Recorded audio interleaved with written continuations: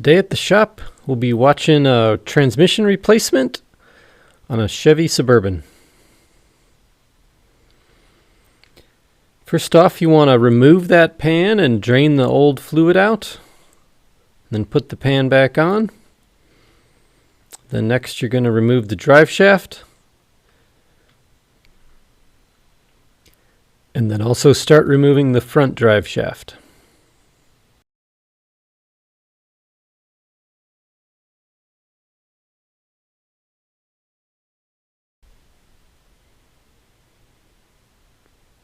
Then you want to start removing the exhaust.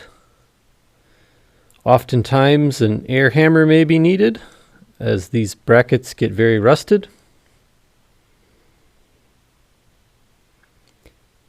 You'll want to disconnect all of the oxygen sensor connectors.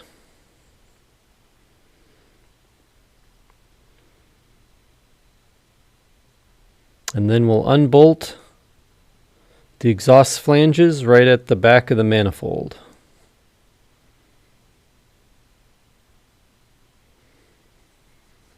At this point, you're going to want to support the transmission from underneath. Here they're using a transmission jack, but if you're on the ground, then you'll need a floor jack with a larger gripping space. Next, we can remove the cross member. Be 2 bolts in the center for the transmission mount and the side bolts.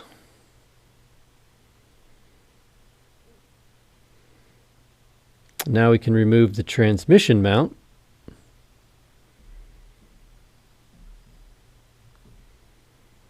And then pull the front drive shaft out the rest of the way.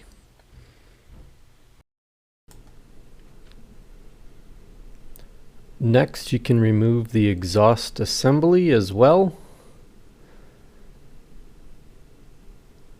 Cross member holds that piece in place from being removed.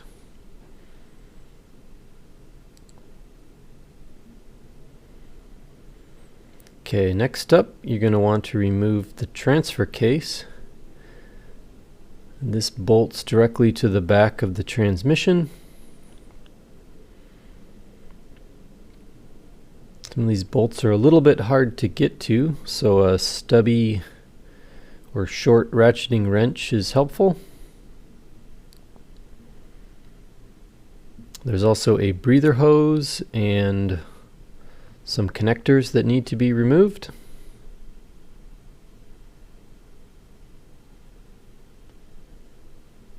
Once those are removed, find someone to give you a hand and slide that transfer case off the back of the transmission.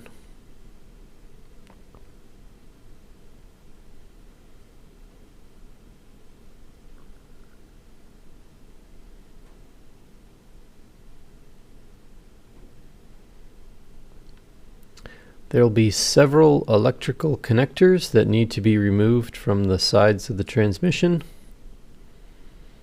And then also the vent line on top of the transmission.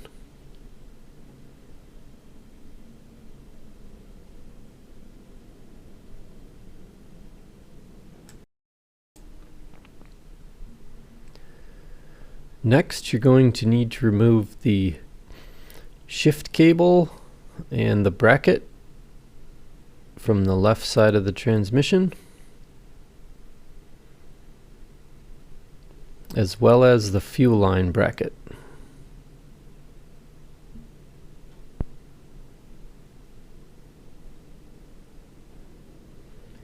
Going to need to remove the transmission oil cooler lines. That's a 1 bolt that holds that flange to the side of the trans. Keep in mind you will lose some fluid when you take that off. There's one more electrical connector to remove. It has a small safety lock, and then the connector gets rotated to be pulled out.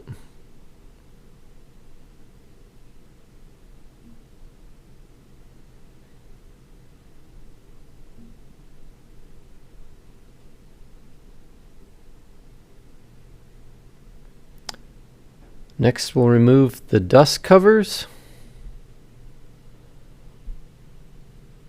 at the bell housing. And then we can remove the starter. Maybe 2 bolts that hold that starter in place.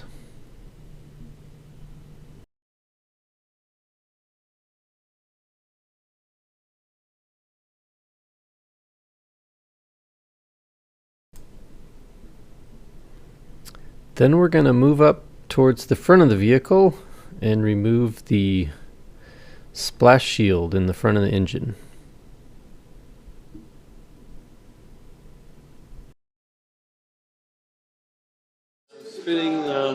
And you're spinning the actual engine until I can see access to the torque converter bolts.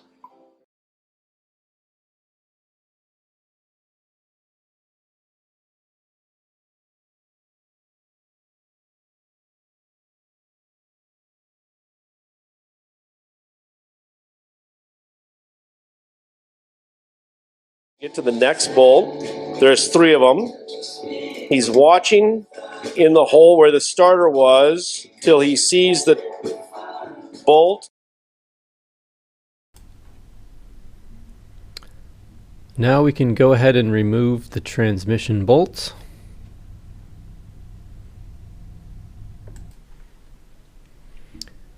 Some of these bolts have studs on the end of them that have 13mm nuts that hold various brackets in place.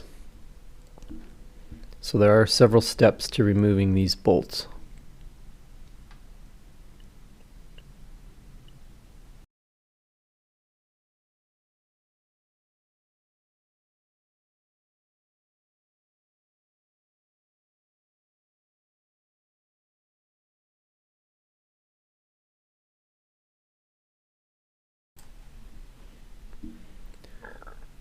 Once all of those bolts have been removed, the transmission can now be separated from the engine.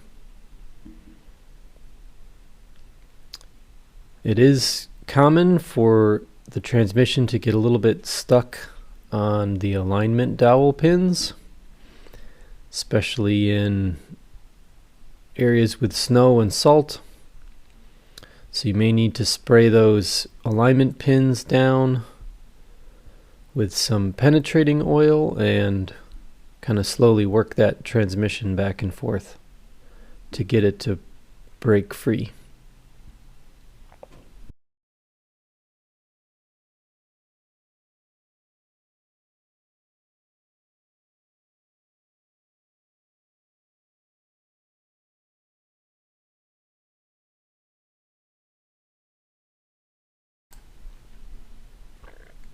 And once it's free, it can be lowered down. At this point, you're going to need someone to help you switch out the old transmission for the new. And then there are several components that need to be transferred over to the new or remanufactured transmission, as well as multiple shipping plugs that need to be removed to install the alignment dowels, making sure those go in the right location, several heat shields,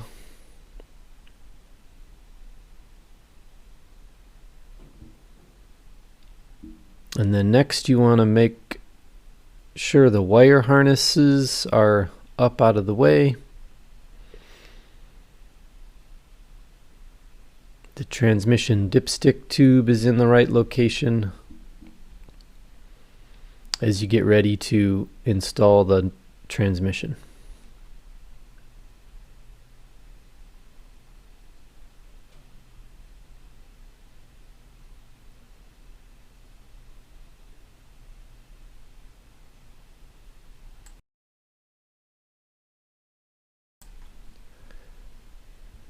This can take a little bit of time to do.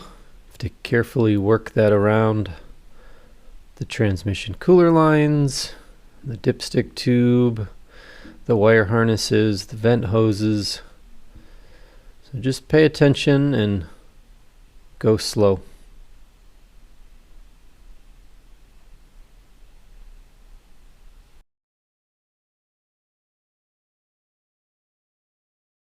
Make sure when you're raising up that transmission that the dipstick is inside or in between the transmission and that heat housing. If you don't pull it. Or heat shield. And the benefit of hindsight, would you ever put the heat shield on second so you didn't have to deal with that, Brian? The biggest problem you guys have, that I've had, I guess, is making sure the brackets are lined up properly, because otherwise you're kind of up a shit creek. Because you'll get it all together, or at least you think it's all together, and you got a bracket that is not lined up. It's pinched between the bell housing, and you're and then you got a mess. Yeah.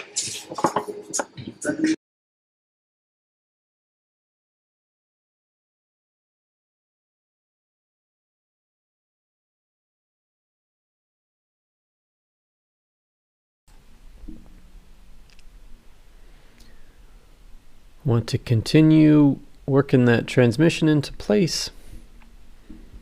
This is where a transmission jack is quite helpful because you can pivot. You have 2 pivot points in which to rotate the trans.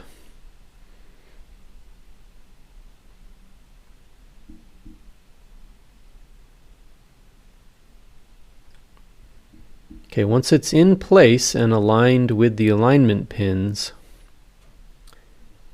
then you can go ahead and start installing those bolts and studs.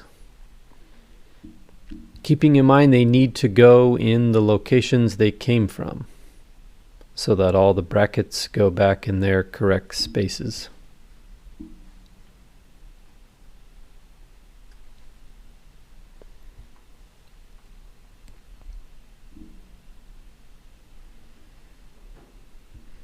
And you're going to want to torque those transmission bolts to 37 foot-pounds.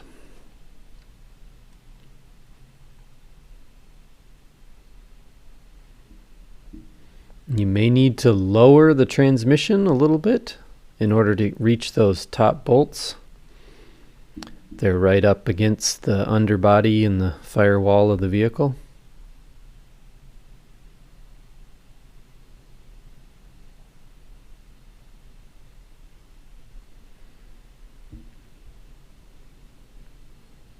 Long extensions are your friend in this case.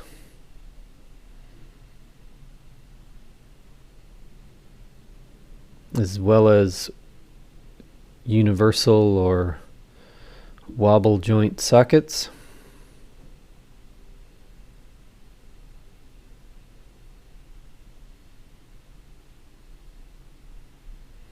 Okay, once all those bolts are tightened, reinstall the vent hose.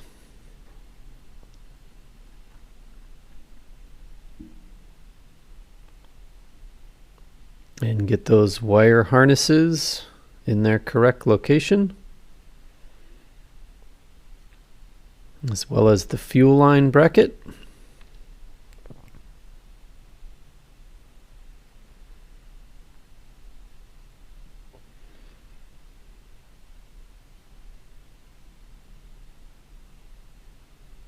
Twist 90 degrees and then push the white piece in.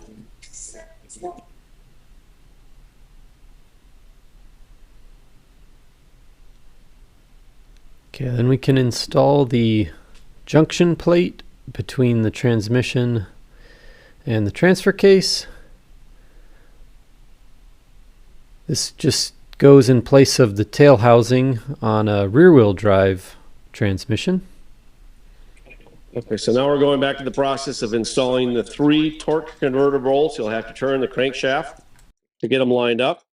And it's a good idea to ensure they don't back out with red Loctite, which I think is that 271, or am I getting my numbers wrong, Brian? Use blue on this because there's still some thread sealant left over. Gotcha. Bolt. So either red or blue I don't need I don't need crazy.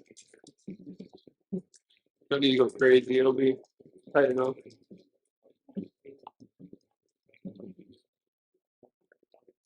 Each one of these turns is about 120 degrees, right? Third of a rotation. Yep, and I do these kind of like I'm snugging down an intake or an oil pan. Like, the thing is that you can put in all the bolts, but you don't want to snug the first one down all the way. You want to get all three of them in because you might not be in Perfectly lined up. perfectly lined up. And so, and the other thing is too is that sometimes when you install one bolt all the way, it pulls the torque converter forward. And then things aren't lined up. All your other bolts can hit in the bell housing instead of free spinning all the way around. It'll get caught.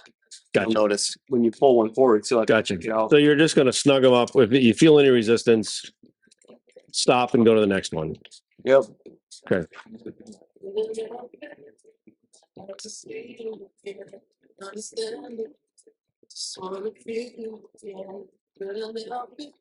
And since this is the third one, if you get to the third one and it goes in, then you can actually feel comfortable tightening it.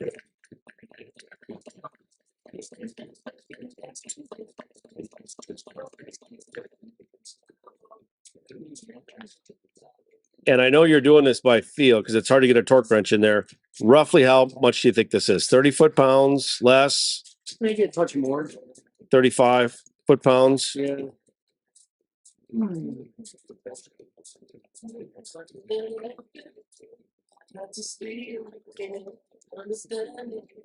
So I'm gonna use this to make sure that it's nice and snug. Reverse the direction. Just get a final.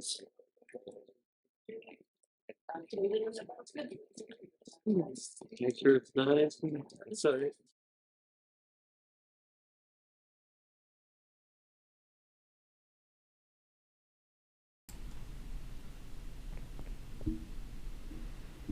So that is the process of tightening those torque converter bolts. Want to start them one at a time. Snug them up, but not all the way. Using blue Loctite, and then go back one more time around and tighten them all to 35 foot-pounds.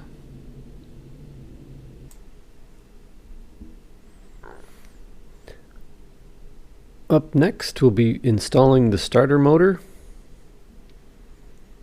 There are 2 bolts that hold that in place, and those get torqued to 30 foot-pounds.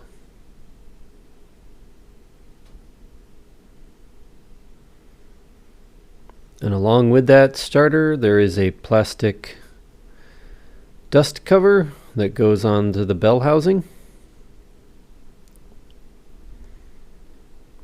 And there's also a plastic cover on the other side of the bell housing.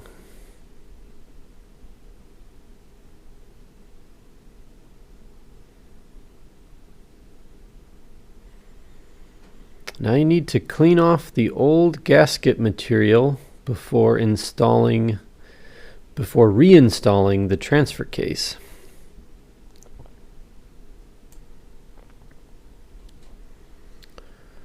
Next will be to reinstall the exhaust pipe.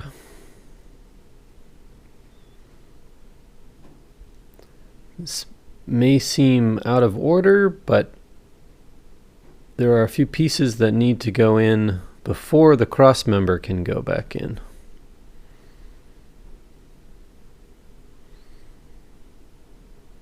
There are 3 nuts on each side of that exhaust pipe, and those are going to get torqued to 37 foot-pounds.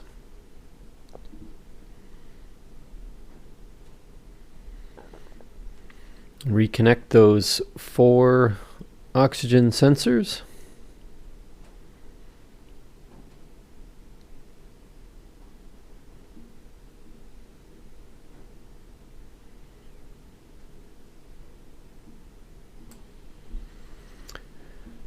Next, we'll connect the shift cable and bracket. So now we're getting prepped to blow out the cooler. Yep. The reason we're doing that is in case there's any remaining contaminants inside that line, we're trying to get as much out as possible. Fuel line into one side, actually both ends. Yep. And just make it easier to so I'm not splashing it everywhere. put some compressed air against it. Yep. Right? Yep. Heads up, it's gonna. So we're just pushing pressurized brake fluid in one end.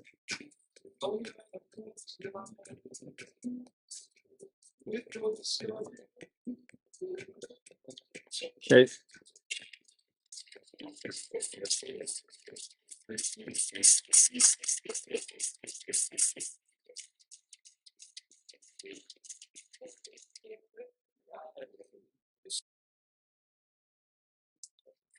And there's a fresh gasket you're putting in there, I'm guessing, Brian? There are fresh gaskets already installed. Ah, gotcha. Fresh O-rings that are already in the transmission. Yep. Using the existing gasket, which is only a few years old. And now it's just a matter of getting the bracket on the right side to line up.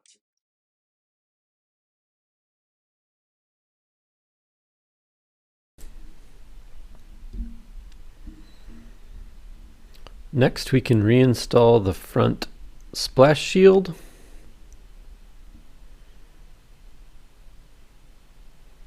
There are 6 bolts that hold this in.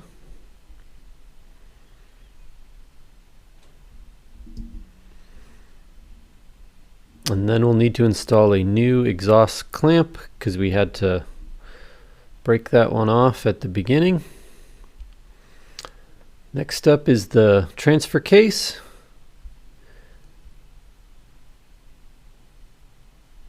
Get that in place.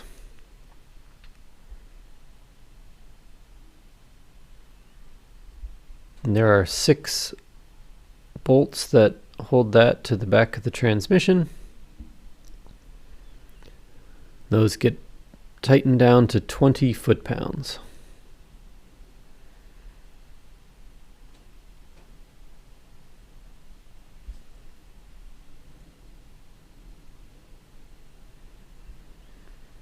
Reconnect that breather tube to the transfer case as well.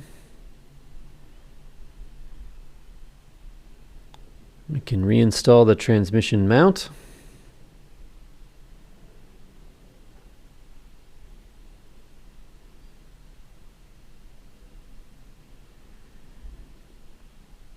Reinstall the front drive shaft.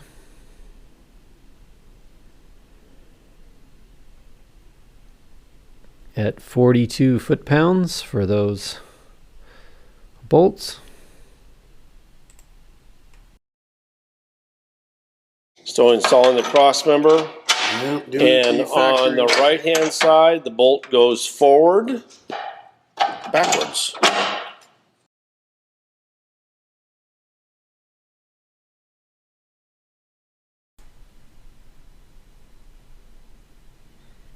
Can continue installing those bolts.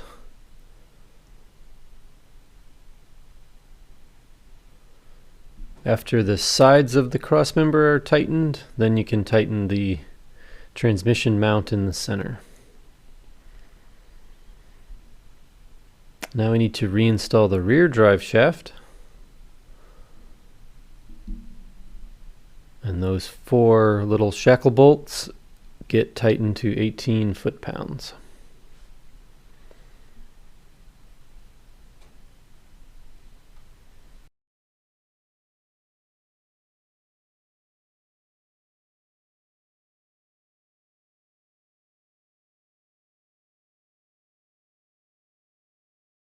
Transfer case wiring, bring the wiring loom back over the top, and then there's, is it 3 connections, Brian? Yep. Christmas tree connector holds the wiring harness in place. It sits on top of the transfer case. Yeah. So you gotta kind of.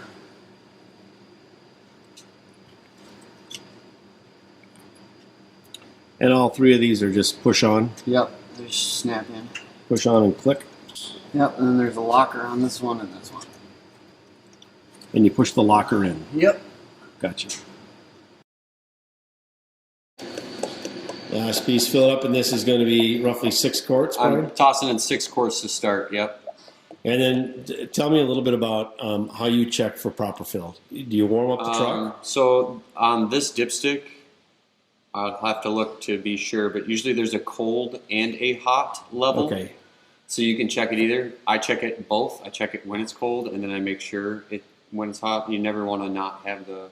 And I forget on GM, do you check it in neutral while it's running? Park neutral. Park neutral while running. Yep. Gotcha.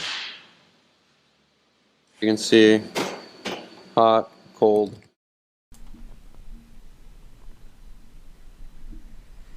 It's also a good idea to check the differential fluid and transfer case fluid as part of this service.